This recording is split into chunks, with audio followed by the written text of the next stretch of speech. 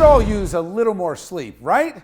Well, how about this? Drink more coffee. Not exactly, but new research published in the journal Sleep suggests that to get a good night's rest, you should cut back on nicotine and alcohol, but not necessarily caffeine. Experts say coffee and other caffeinated beverages don't significantly affect sleep patterns for most people 4 hours before bedtime. Doctors are being urged to tell people with sleep difficulties to avoid smoking or drinking alcohol before bed. But if they enjoy nighttime coffee, it's not that big a deal. Let's bring in a sleep expert, somebody who was directly involved with this study, Dr. Susan Redline. She's from Brigham and Women's Hospital in Boston. Great to have you, doctor. Thanks for joining me tonight.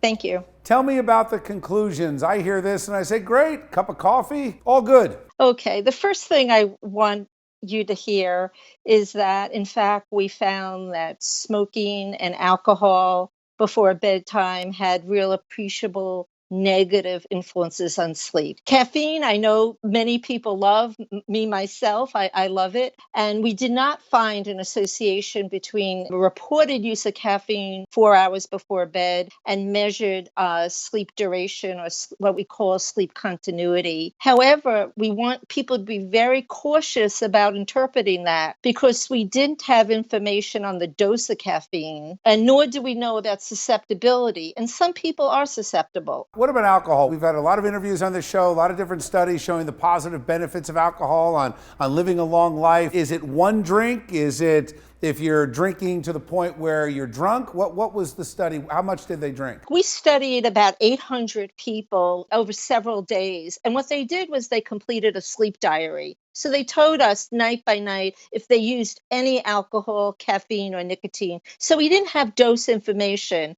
But what we do know about alcohol is, yes, there are some positive benefits of alcohol, but relative to sleep, it's not good to drink alcohol 4 hours before bedtime of any quantity. Thank you, Doc. Appreciate your time tonight. Okay, thank you. Let's bring back tonight's A-plus panel. Bill Caruso, Democratic strategist and attorney, and Jeanette Hoffman, Republican strategist. Jeanette, I'll start with you on this. Let's talk about caffeine and alcohol. I don't know. I like both after dinner. A little after dinner drink, a little espresso, no? I can't drink caffeine after dinner. To me, this study's upside down. She said, don't have any alcohol 4 hours before bed. So what am I supposed to have it? Like for breakfast? It doesn't make any sense, right? But I have to cut off all my caffeine at like 4 o'clock. Otherwise, I'm wired and I'm up till like 2 in the morning. So almost opposite. Will you so, have yeah, will so you I have think this study is rubbish. I will have an after dinner drink, yeah. Okay, it doesn't affect your sleep. No, not at all. Bill, don't you think there's something missing in this? I mean, it seems like there are so many variables that are never really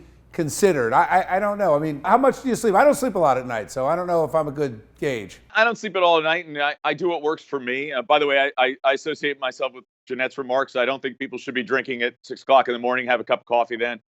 Save the alcohol for later. I find that when we do these things, when we do these studies, when we cover them, and also when we interview people that are like celebrating their 107th birthday, alcohol does play a key role in this. So I would encourage people to be drinking alcohol. There's some magic there. There you go.